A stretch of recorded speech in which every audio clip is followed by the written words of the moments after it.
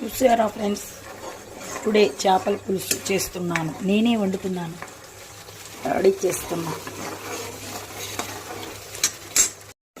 మంచిగా వేగిపోయింది చూసారా. ఆయిల్ పైకి తేలే వరకు మంచిగా వేసుకోవాలి. ఉల్లిగడ్డలు, మిర్చి, టమాటా అన్నీ మంచిగా వేగినాక అప్పుడు చేపలు వేసేయాలి.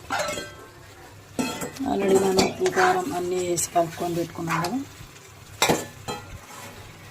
ఇది వేసి మంచిగా కొద్దిసేపు ఫ్రై లాగా చూసారా.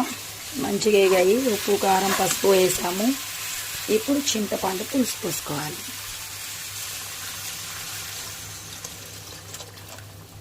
చూసారా, ఇది మంచిగా ఉడికిపోతే గుమగుమలాడి చేపల పులుసు రెడీ అయిపోతుంది అన్నమాట. కొద్దిసేపు ఉడకాలన్నమాట ఇది. ఫ్రెండ్స్, పులుసు టోటల్ అయిపోయింది. లాస్ట్లో కొత్తిమీర వేయాలి. ఎందుకంటే కొత్తిమీర వేస్తేనే బాగుంటుంది చేపల పులుసు. గుమగుమలాడే చేపల పులుసు రెడీ. ఇప్పుడు భోజనం తినేయటమే.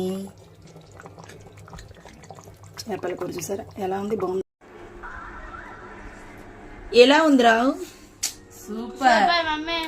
నిజంగా చెప్పాలి, చాలా బాగుంది చేపల పులుసు.